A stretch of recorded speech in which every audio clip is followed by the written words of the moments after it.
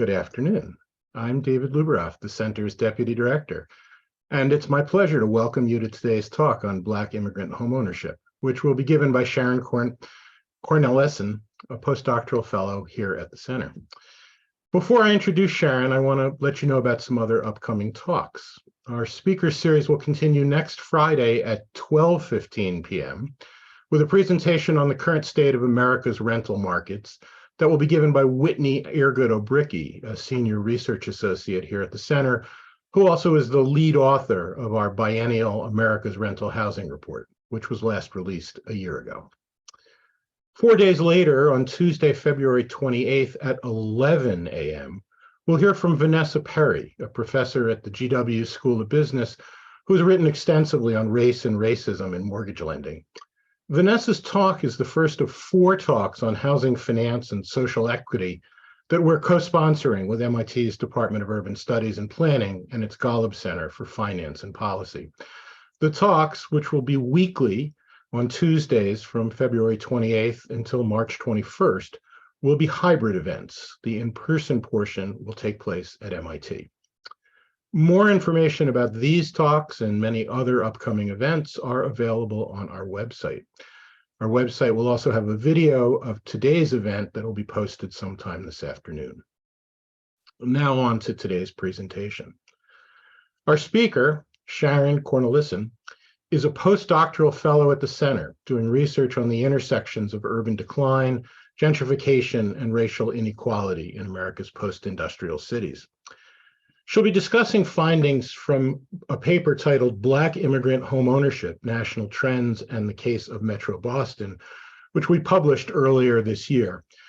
She co-authored that paper with our colleague Dan McCue and our former colleague Raheem Hanifa. Sharon will speak for about 30 to 35 minutes, and then she'll take questions, which I'll moderate for about 20 minutes. We'll wrap things up at about 2:15 p.m. You can submit your questions via the Q&A feature. You can also give an upvote to other people's questions if there's something that you are particularly interested in. That's helpful for us to know what you, our audience, are interested in. Sharon will answer most of the some of the questions live. Dan McCue, who will be monitoring them, may answer some of them online as well. Despite that tag team, apologies in advance if we don't get to all of your questions.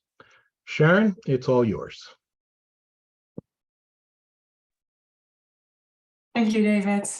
Let me share my screen here.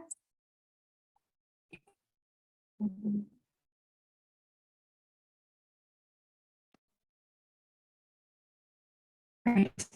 Thank you so much, and thank you everyone for your time and interest today in this presentation. As David said, there will be time for your questions at the end, and I'm looking forward to seeing all your comments and questions. So today I'm presenting findings from a working paper that I co-authored with Daniel McCue and Raheem Hanifa. In the paper, we discussed and analyzed where Black immigrants have become homeowners across the United States and variation by country of origin. And we also highlighted why we should look and pay attention more to Black immigrants if we want to support Black homeownership. So you can find the full paper on the Harvard Joint Center website, but today I will be presenting some main findings from this work. So based on research by the Joint Center, in 2019, 71.7% of all white households owned their home, compared to only 41.7% of all Black households. So this racial homeownership gap is one of a full 30%, and this is a gap that has persisted over the last few decades. We can trace back this gap to legacies of historical discrimination, including discrimination through government programs, notably the sort of racially exclusive FHA insured mortgage program, which between the 1930s and 1960s helped millions of white households buy their homes, but excluded Black households. But also the legacies of other discriminatory practices, some of which persist to these days. The racial homeownership gap matters as homeownership offers housing stability for many households, and the sort of security of being able to stay, to choose the neighborhood where you want to live, and to stay in that neighborhood even when that neighborhood is changing. Homeownership is also important as it is as home equity is the main source for building wealth for most Americans.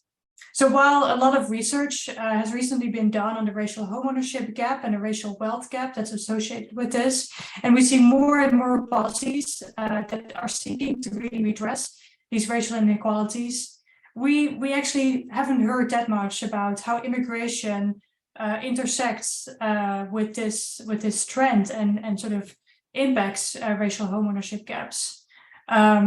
But if you look at sort of black-white inequalities specifically in this country today, that increasingly includes both native-born and foreign-born populations. So in this presentation, we're turning kind of our attention to immigration and looking how this is impacting these trends.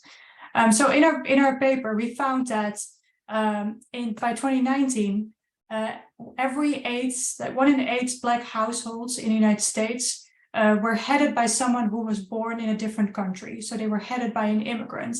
And this is equal to 12% of all Black households.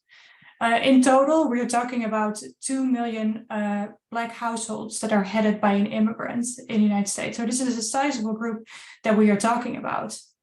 To clarify, in our analysis in these 2 million households, we included both those household heads who identified as Black and Hispanic, so Black Hispanic, and those who identified as Black alongside some other race, so multiracial Black. And it's just something I want to highlight here because I think it's important that as the Black population is growing more diverse, we should also pay attention to these more varied racial identifications that come with that. I also want to specify that these 2 million households headed by someone who was born, 2 million Black households headed by someone born in a different country excludes second and third generation migrants. For instance, someone whose parents was born in a different country but was born in the United States themselves. But even though we don't really talk about these second generation migrants here, they are still also an important part of the Black population today. We argue that in order to really understand racial homeownership gaps and barriers today, we should take a look at these immigrants too and their home buying and home ownership experiences. So to give an overview of the presentation, I can answer 4 main questions during this presentation. First, we'll just kind of establish where these Black immigrants moved from and what are the main countries of origin. Where were they born before they moved to the United States? And then the second question, where in the United States did these Black immigrants move? So what are the states with the top shares of Black immigrants and the sort of highest numbers of Black immigrants? Third, having established that, we will move on to homeownership rates, and particularly zoom in on how homeownership rates for Black immigrants vary by country of origin and why this is so. And then fourth, I will zoom in on metropolitan Boston as a case study and look a little bit more closely what these trends look like in a sort of metropolitan context. And then finally, in the conclusions, I will start to draw some policy implications of how we can focus policy more to include Black immigrants too. All right, so first question. Where did Black immigrants in the United States move from? So let's look at the first figure here. Sharon, can I cut in for 1 second here? Your audio is a bit garbled, and we're wondering if well, maybe the headphones will work. The other thought we had was if you turned off the virtual background and gave us a peek into the. Okay. So let's try. I'm sorry to hit you midstream, but it's too important to. That's fine.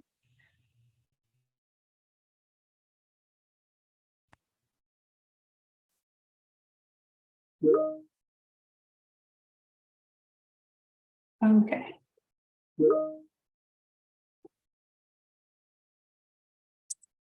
David, is this better? That sounds better. I'll Okay. interrupt you again if it's not. Yeah, please do. That's fine. Okay, I'm sorry, everyone. So I hope this will be more clear. So the first question that we're talking about here is, where have Black immigrants in this country moved from? So this figure shows some of the top countries of origin for Black immigrants.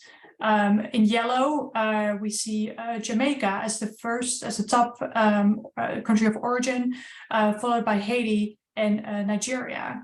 But as this figure also shows, the countries of origin for Black immigrants are very diverse, and people come from many different countries, including not only countries in the Caribbean and African countries, but indeed from all over the world, as this shows.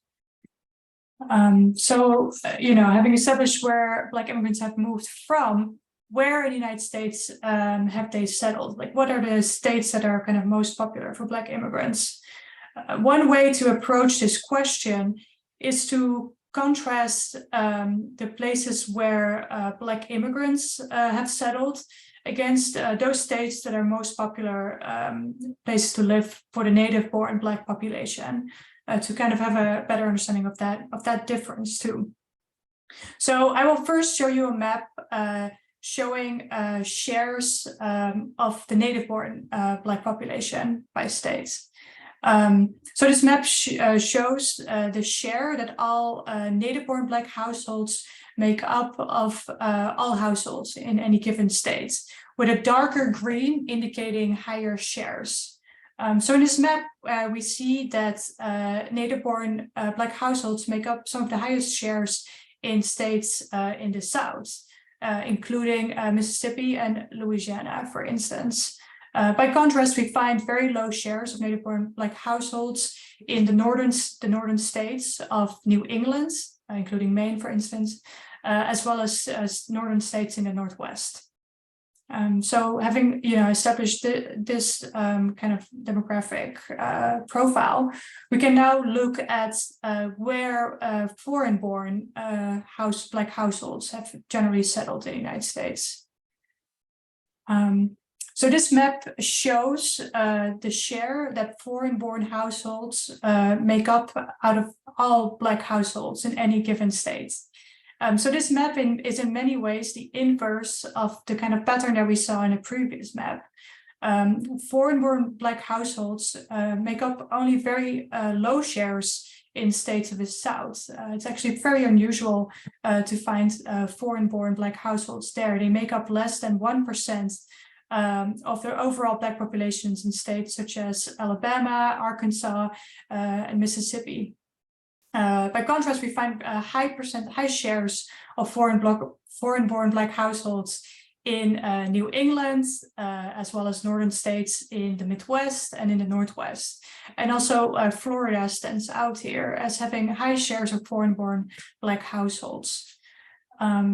So to get at this same data in a different way, here is an overview of the top 5 states where the highest share of the Black population, the highest share of all Black households are foreign-born.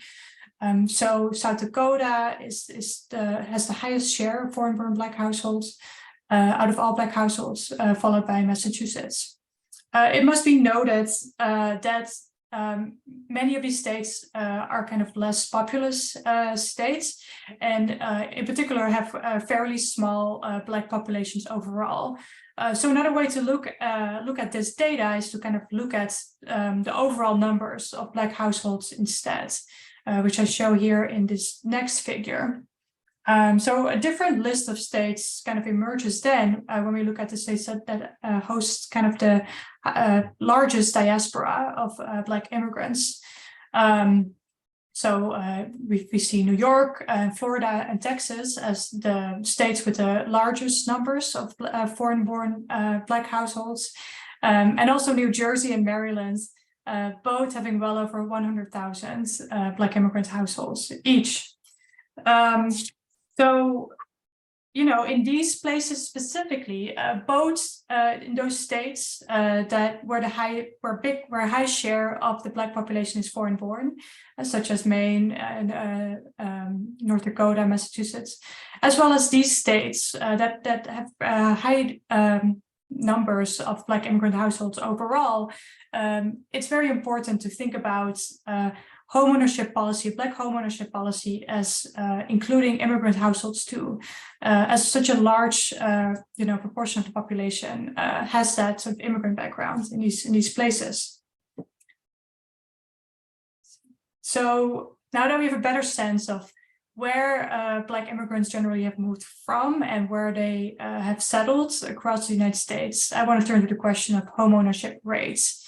In particular, how homeownership rates vary by country of origin and why this is the case. This figure gives us an overview of homeownership rates for Black immigrant groups based on different kind of popular countries of origin. But I first want to direct your attention to the right side of the figure, which sort of summarizes the overall homeownership rates for all foreign-born Black households, as well as for all native-born Black households. Both hover somewhat around 42%. In fact, these overall homeownership rates are not that different. They look very similar to each other. But it must also be noted that both these homeownership rates are fairly low, indeed much lower than the white homeownership rate, which stands at 71.7%, as I noted earlier, right? So both groups have fairly low homeownership attainments. But then if we look more closely at the left side of the figure, we see that within the Black immigrant kind of groups, there's a large variation. This ranges all the way from the sort of higher homeownership rate of households headed by someone born in Jamaica. So 55.9% of these households own their homes, to a low of 9.6% of households headed by someone born in Somalia. So I'd like to help us sort of better understand where this wide-ranging variation in homeownership rates within the Black immigrant population comes from. So to do so, I would like to invite you to kind of do a close comparison with me and look at the experiences of Black immigrants from Jamaica, from Cape Verde, which is an island group of the west coast of Africa, and Somalia, which is located in East Africa. So first, let's kind of do a data-driven analysis on this. What's the data-driven story behind these sort of different homeownership rates? It's this variation. So looking at this data-driven story, we see in this figure that both households headed by someone from Jamaica and Cape Verde have a much higher mean household income than those from Somalia, right? So household income, we know, is associated with higher homeownership rates. So that's one kind of part of the story there. Same for age.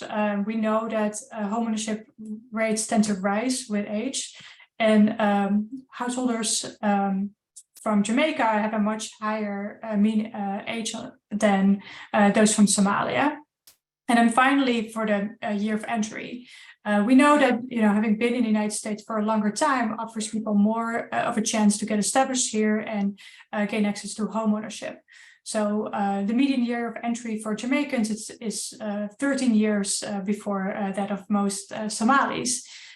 So again, this kind of offers us a data-driven kind of story and clues why these homeownership rates may diverge so much. Another way to approach this question, the same question though, is to look at it more more as a historian, let's say, and look at historical context that shaped very distinct migration trajectories for these three groups. So first, Jamaicans. Again, the Caribbean has a long history of migration to the United States. But most Jamaicans that live in the United States moved here since the 60s and the 70s. When many were recruited by employers in the United States in the industries of nursing and teaching, for example, Jamaica has also seen a large migration of skilled professionals to the United States over the years, so much so that the sort of issue of brain drain is a key concern in Jamaica itself. English is the native language for most Jamaicans, so they arrive with this benefit of already speaking English. And the largest diaspora of Jamaicans have settled around New York City, where there's a significant middle class to upper middle class diaspora living there now. Cape Verdeans, there's a long migration history there. Many Cape Verdeans already started moving to the United States in the early 1900s. When many were recruited on whaling ships, and through this whaling kind of moved to New England and New Bedford specifically. Later, many found sort of seasonal employment in cranberry bogs. And later, Cape Verdeans in New England moved more towards industrial cities and worked in manufacturing jobs. Today, a large portion of Cape Verdeans works in the service industry. So the sort of industries where they have worked and they've been kind of recruited into have sort of shifted over the years. The native language of Cape Verdeans is the official language is Portuguese, but then most Cape Verdeans also speak Cabo Verdeano Crioulo, which is a Creole version that incorporates elements from Portuguese. And as I said, most have settled in the New England region. And then finally, Somalis. Most Somalis settled in the United States since the 1990s as refugees, fleeing civil war and political instability. Most speak Somali as their native language, and some arrived to the United States illiterate, which created unique challenges for employment opportunities, but also for homeownership opportunities, as you can imagine. Most Somalis settled as refugees in Minnesota and Maine, for instance. So having kind of, approached the same question from both this data-driven approach and from a more historical approach focused on migration trajectories, we can isolate some key drivers that help explain differences in homeownership attainments. Some of these drivers are more general and also explain homeownership differences in the population at large. So this is age, but with a higher age being associated with higher homeownership rates in general. Same with median income, where as median income rises, we expect greater homeownership rates. And then third, the importance of place of reception, like the places where migrants settled, where some localities are more affordable and have more homeownership opportunities. And in this, for migrants, think in particular about the difference between settling in a large city, such as New York City or Boston, versus settling more in suburban localities that are more affordable and have more homeownership opportunities. Other homeownership drivers for immigrants are more specific to this group. So this includes a year of migration, which shapes the length that migrants have been in the country. Specific types of human capital, such as the, speaking English, already speaking the language, qualifications that are transferable and recognized in the United States. And then finally, immigration status and sort of the sense of stability for the future that this affords in particular, which is particularly important for homeownership, as homeownership typically includes kind of a longer timeline. It's not, you're not going to buy a home just for the next year, but it's a longer term commitment. So this sort of dovetails with immigration status too.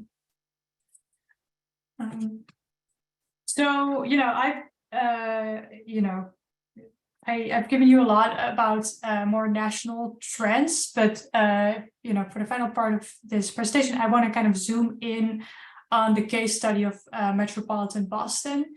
As I've noted before, in Massachusetts, 46% of all Black households are headed by someone born in a different country, making it, one of the states with the top shares of foreign-born households, Black households.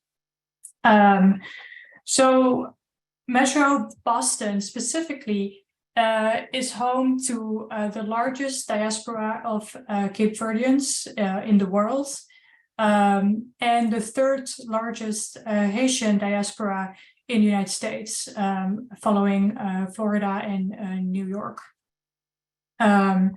So while historically we may expect major cities to be sort of major hubs for immigrants, think for instance about New York City, Los Angeles, but also Boston. Actually, this has been shifting over the last few decades towards a greater sort of popularity of suburban cities and towns. So focusing on Cape Verdeans and Haitians, we can definitely see this pattern of shifting geographical settlements in Metro Boston, where these groups have increasingly moved away from the city of Boston as sort of their main home.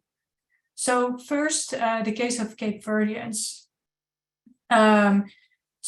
Large numbers of Cape Verdeans can still be found in the city of Boston, particularly in the Dorchester neighborhood in southern Boston. But in fact, the largest group of Cape Verdeans in the United States can now be found in the city of Brockton, which is a smaller city 25 miles south of Boston. When we look at this map, we see a sort of general southward trend where Cape Verdeans are moving more and more towards cities and towns located south of Boston, towards Brockton, but then also towards Fall River and New Bedford. And New Bedford in particular is interesting because it was one of the first places of settlement for Cape Verdeans in the 1900s.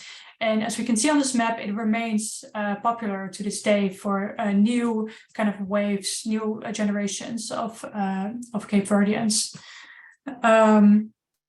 So we can then compare this with Haitian immigrants in Metro Boston. Again, Boston remains important as a hub for Haitian life, but we see that the Haitian diaspora in this area has seen both kind of a northward migration towards cities such as Malden and Everett, north of Boston, as well as a southward migration. Randolph in particular stands out, and again, Brockton. In fact, Brockton also is the main location for, we find the biggest numbers of Haitian migrants in Metro Boston in Brockton today. So both these maps, kind of the maps for the Cape Verdeans and the Haitians, show the rising importance of suburban cities as places of settlement. Some have also called this so-called ethnoburbs, so suburbs that have become specialized towards receiving specific ethnic groups. So we also find the largest numbers of Black immigrant homeowners in these cities today. And the trends that I'm describing here for Boston, we found that it's consistent nationwide. So nationwide, suburbs are going to be more important than major cities in facilitating homeownership for Black immigrants.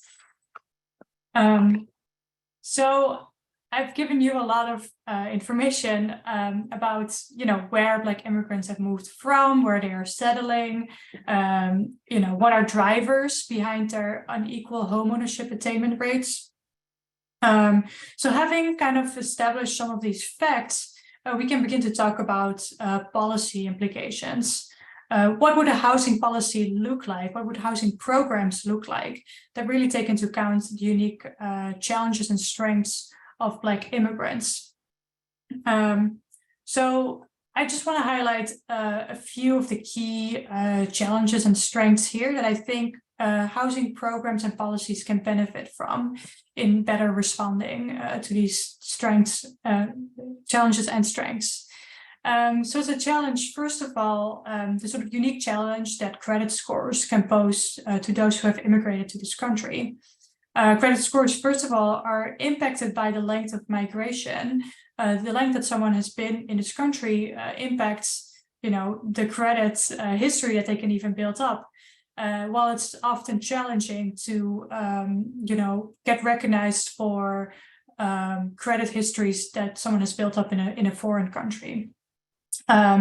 Second, the sort of unique challenge of credit scores for immigrants and Black immigrants also is complicated by different cultures of what good credit even looks like. So in the United States, as we know, good credit is built based on being able to prove sort of a history of being indebted and having responsibly managed being indebted. But for many immigrants who come from different cultural contexts, good credit may hinge on histories of not being indebted at all, not needing a credit card or just being able to pay everything in cash. So there's a lot, I think, sort of home buyer educational programs, but even just, immigrant perception, immigrant centers can benefit from really focusing on credit scores and perhaps already focusing on credit scores and educating immigrants on how credit scores work well before they are ready to attend a home buyer class or buy their first home, considering the length it takes to build up. A second challenge I want to highlight here is the potential cultural or linguistic barriers, which are especially stark when you think about the big decision that buying a home is, and how scary that can be to buy a home, especially when you're dealing with real estate professionals that don't speak your native language. So you have to do everything in a language that you may not be as comfortable with. So in recent years, there's been a lot more focus on diversifying, real estate professionals ranging from appraisers to realtors. And the emphasis has been on racial diversity in this sort of field. But considering the experiences of immigrants, I think it would be really good to also focus on diversifying based on country of origin and language. So real estate, home buyers can work anywhere with real estate professionals that literally speak their language. So besides addressing challenges, I think it's really important to also think about how we can design programs and policies to lean into strengths that Black immigrants in particular bring to this country and home buying. So one strength that we've been doing more research on too is kind of how for many immigrants and Black immigrants, they rely on pooled resources and kind of working together with family members to buy a home together. So this may include sort of multi-generational living in a single family home. So working together with, pooling together different incomes in order to afford monthly payments on a single family home, but also multi-generational or multi-family living in small multi-family units. So as most homeownership programs are still oriented towards this idea of the nuclear family, buying a single family home, I think it's really important to recognize this sort of alternative creative way of getting access to homeownership and seeing if we can design more programs to also facilitate and help with this kind of homeownership model. And then finally, I want to one strength that we can lean into more is to kind of think about targeting programs and policies at places where immigrants are actually moving towards. And for many, these are new kind of immigrant destinations, including ethnoburbs. And this is important because cities such as Boston or New York City, the more traditional immigrant gateway cities, have long histories of community organizing around racial justice, around credit access, around housing and homeownership. And this is an infrastructure that many of these new destinations simply do not have. They don't have this long history of community organizing around these issues, this long, this sort of infrastructure. So I think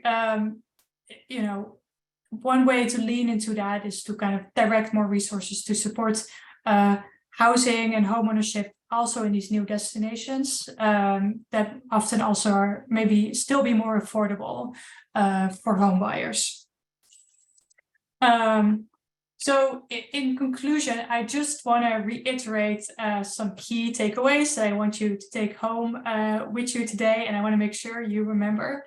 So in our research, we found that Black immigrants today had 2 million households across the United States. And this is equivalent to 12% of all Black households. So 12% of all Black households are headed by someone born abroad. We also discussed that Black immigrants, are concentrated in certain places across the country. So some of the top states for Black immigrants with the highest numbers of Black immigrant households includes New York, Texas, and Florida. While I also highlighted some states where Black immigrants make up large shares of the Black population. So this includes North Dakota and Massachusetts, for instance. We discussed how homeownership rates varied widely between different Black immigrant groups. So this also means that it's important to not just approach Black immigrants as a monolith, but to really think about the unique challenges that any specific group that may be, in a city or a state that a policy serves may be facing. And finally, sort of a takeaway that I've been arguing in this presentation is considering the growing role of the growing prominence of many Black immigrant groups in the United States and the ways that the Black population is diversifying. Supporting Black homeownership increasingly means supporting Black immigrants too, and tackling the racial homeownership gap. We'll ask for a lot of comprehensive approaches. So I hope that we can also start including more programs that also think about Black immigrants as part of that, as part of these approaches. All right, that was it for me today. Thank you very much for your time, and I look forward to your questions.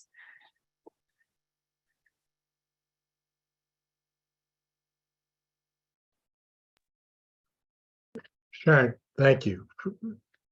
I've had the privilege of reading both the draft and the final version of the paper, and hearing the presentation again. Just a terrific piece of work. I have some questions. We're starting to get some pretty interesting ones. Let me start. The Boston story is a really interesting one, and I'm wondering if you've done any nibbling to see if that is one that appears to be being replicated in other metro areas. The same story about these kind of satellite cities or gateway cities, whatever any other region is calling, or is that a particular artifact of the fact that Boston proper is a relatively small city, both geographically and in terms of population compared to the region? Yeah, it's a very interesting question to kind of think about ways that Boston may be unique. I mean, one way in which Boston is unique is that you have to be very careful talking about suburbs, because all these suburban cities are incorporated as towns and cities, so that makes Boston a little different. But it's definitely a broader trend. Other cities are also, I think New York City is a good example here, has also very much seen the suburbanization of its Black immigrant groups, which includes Jamaicans and Haitians, for instance, in that context. And part of that is related to just how expensive these cities are becoming, and it's not a problem unique to Boston, but many major cities across the United States are seeing this. people are being priced out, and in order to still gain access to homeownership, you're not going to find that, or it's going to be very difficult to find that in the city. So I think, the suburbanization of Black immigrants, I guess, follows the suburbanization of many groups before them. Yeah. Essentially, that was one of my follow-up questions, which actually was posed by one of our attendees, which was, to what extent can you untangle that this is essentially a house price story, that folks are being driven out of the city as core cities like Boston gentrify, and are finding less expensive housing, or do you have any sense that there's anything else going on? Yeah. So, my own research has been focused a lot on the city of Brockton, which in this presentation I showed how it's become the top destination for both Cape Verdeans and Haitians in Metro Boston. So it's a smaller city of around 100,000 people south of Boston.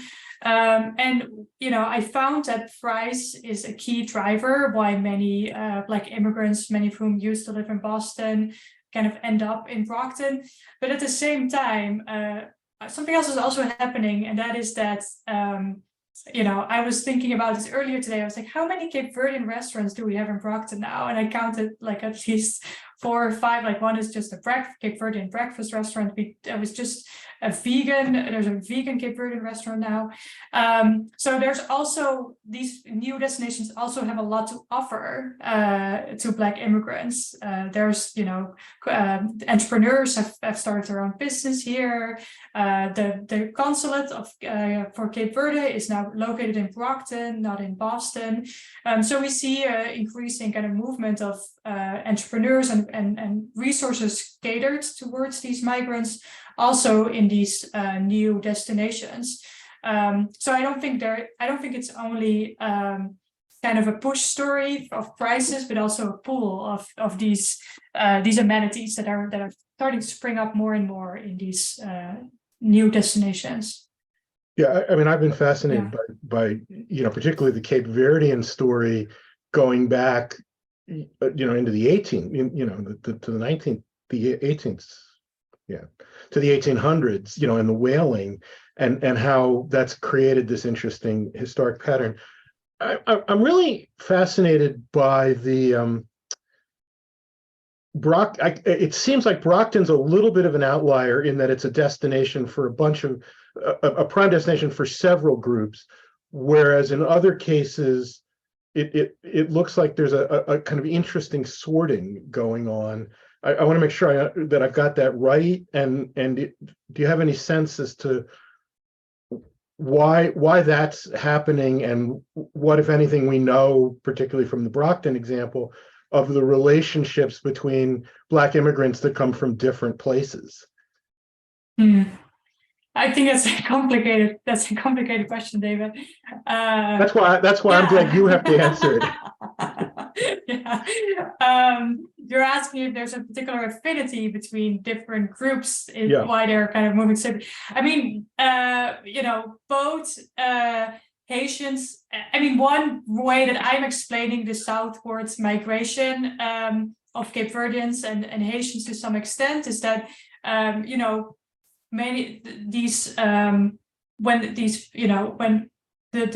the hub of Black immigrant life in Boston is mostly in Dorchester, for instance, or Jamaica Plain. So these groups are already kind of located south of the city. So it makes sense that like you would move out along major transportation lines, such as Highway 24. There's commuter rails going south. So this is something that we've seen in other cities, other places happened before, that even with white flight, when you look at patterns of white flight, it also kind of used to happen, along major transportation hubs. So there seems to be something broader about urban development, I guess, urban change that happens along those lines. Yeah. Interesting question, which is I think still along this theme about how did have you been able to tease out anything about the geographic patterns of the immigrant Black households as they move through some of these pathways, and native-born Black households? Is there, we'll take Boston as the example. Is there any significant difference in those patterns? Yeah, that's a great question. I wish that we would have.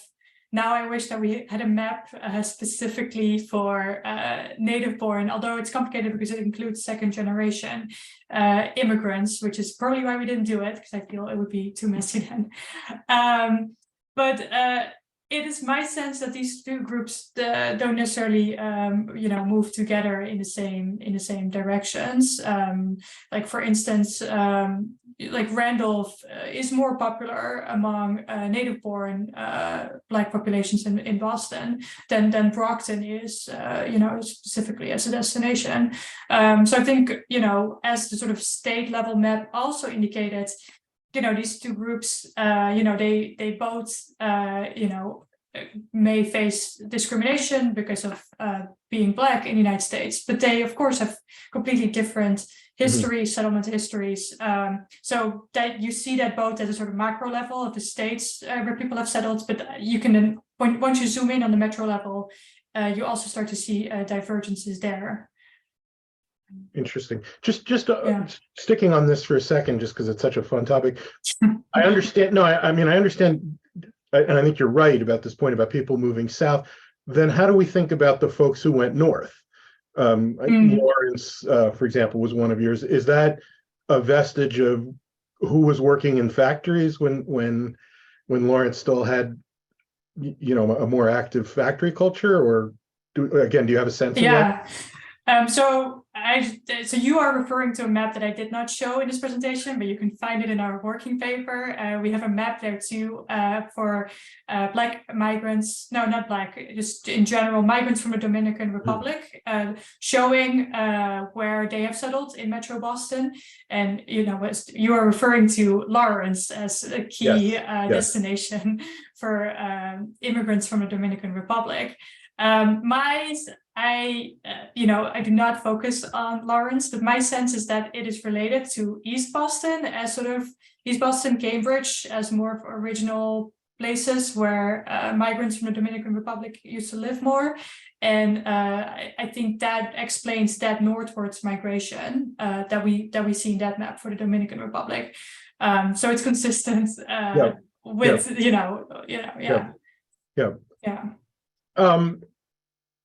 I found myself thinking a lot about, and again, I get the advantage of knowing some of your research, thinking about comparing the Boston story. Your previous research was about Detroit, and I was struck that Michigan and Detroit are not at all homes for significant locus for Black immigrant households, period, and certainly Black immigrant homeowners. And again, do you have a sense as to why that is the case? And more broadly, are we essentially seeing the primary immigration to the places with more dynamic economies than at least the Detroit area economy historically has been? I don't want to step in. Yes, well, I'm not a historian of Black migration in the United States, but we know that Michigan, we know that Detroit and Chicago, these were key destinations in the Great Migration for African Americans moving, away from Jim Crow oppression in the South, in the 50s, 60s, moving up to Detroit, Chicago, Pittsburgh, because these were centers of employment then, like manufacturing was thriving, at that time, or even earlier, right, the 20s and the 30s. Manufacturing was thriving, so there were a lot of jobs. So it made sense to move there at the time. Most Black immigrants moved here after immigration reform happened in the sort of late 60s. So by that time, a city like Detroit was not that attractive anymore. There weren't a lot of employment opportunities in Detroit. So I think we can explain, Michigan, not being so attractive based on sort of the timings of migration for different groups and employment opportunities at that time, drawing people in. Yeah. We have an interesting question about appraisal bias and how that may be affecting people's opportunities, for home ownership, whether you're seeing that. And I'll use that again as a chance to say, I believe in some of your other work in Brockton, you've run into some interesting conundrums around folks who are relying on it. I don't know if the Black immigrant homeowners overlaps with what you've been finding about some of the quirks of people who are relying on FHA mortgages, but if you want to speak about that. Okay. Appraisal bias and then generally the sort of availability of the way certain mortgage products are built. Yeah. I think these are like slightly, I guess the question is about discrimination today. Yeah. That seems to be the commonality there. Yep. And we know that there's been more attention towards appraisal bias as a source of discrimination today, and really key contributor to the racial wealth gap and the ways that people can benefit from owning a home. But what David is alluding to is some of my other research has been on FHA mortgages, which the majority of Black and Hispanic home buyers kind of rely on as a sort of more, a lower down payment product, popular among first-time home buyers. And I found that in tight housing markets, such as Boston, especially like, a year ago, FHA buyers kind of faced unique challenges of buying a home because they were competing against all cash buyers. They were competing against people who could waive contingencies. So this process, created, it was not intended. It was not like racial discrimination, but the consequences were still unequal and, disadvantage, putting FHA buyers at a unique disadvantage in this market. So I think it highlights how housing discrimination today can come in many different forms, and it's something that we have to keep an eye on because it continues to morph in front of our eyes in some ways. And some of it is intentional, but other types of housing discrimination happen more through bureaucratic means, as is well known in housing vouchers, to landlords not being willing to accept housing vouchers. So I observed something similar with the FHA mortgage. Yes. If memory's right, it wasn't just, the contingencies, wasn't it also that the FHA mortgages it was a stricter or a more rigorous appraisal process? There was something else. Yes.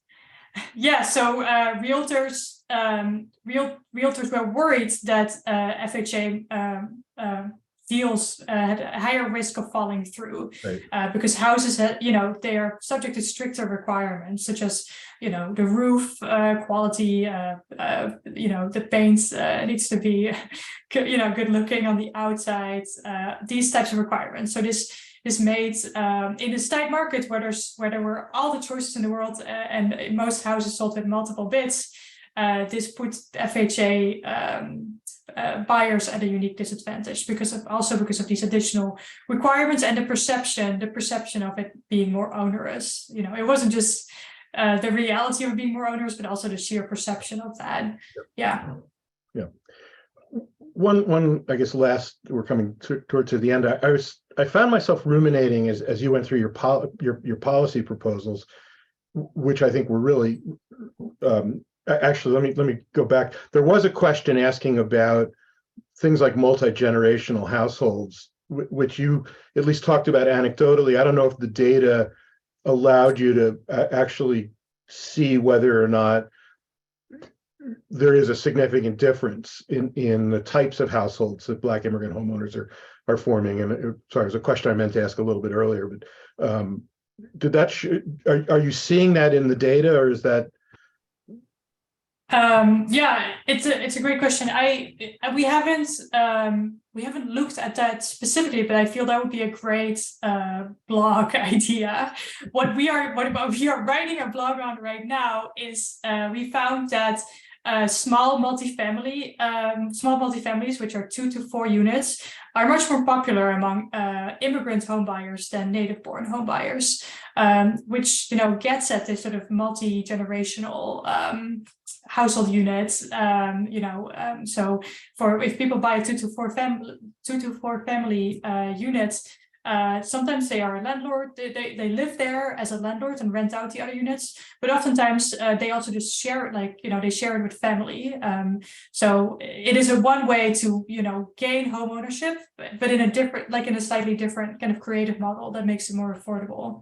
And if I remember there's a certain, I'm not quite sure what the right word is here, but that's been a historic pattern about some of the small multifamilies, certainly in the Boston area. The last question, which is a little bit philosophical, so there's obviously no right or wrong. Well, no, I was thinking about, there's a lot of attention right now on special programs to close a historic racial homeownership gap. So things like setting up special purpose credit programs, and I guess the question is, when you think about those programs, should we, I don't even know if we could, but is there any reason to think about distinguishing between immigrant homeowners or potential homeowners and second, third, eighth, whatever generation homeowners in the justification or in the design of those programs? Or your mind, the racial home ownership gap is enormous, and it doesn't matter. Yeah, I think it's a complicated political question, because it really gets at this question of, okay, who do we prioritize first in closing this gap and redressing historical inequalities? I think it's a pretty complicated question, and I don't want to advocate for supporting Black immigrants over some other group. I think the main takeaway in terms of policy and programs is, if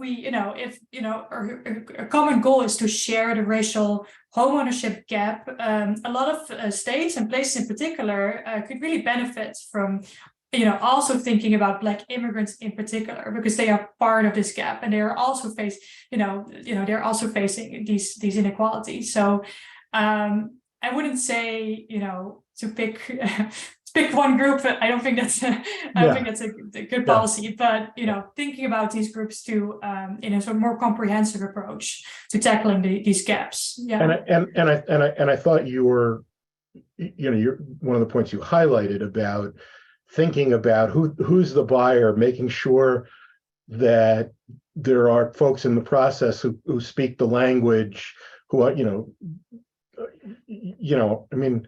the homeownership process, even for those of us who are doing it in their first language, at times can be incredibly confusing. And so I thought that was a really important point. And again, your point about different kinds of households.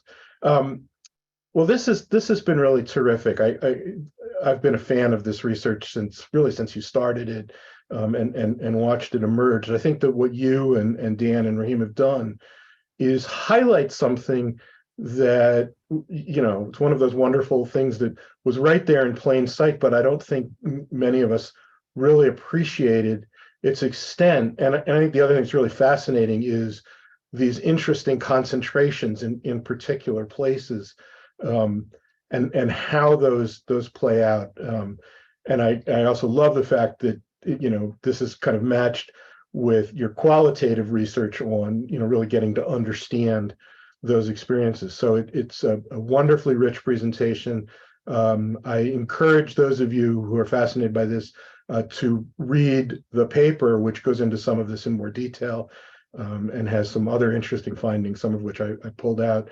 And as I said, the event itself, a video will be up later, so you can tell your friends to watch it. And Sharon and Dan and Raheem, we eagerly look forward to whatever the next stage of this research is. I hope everybody will join me in thanking you for just a terrific piece of work and a terrific presentation.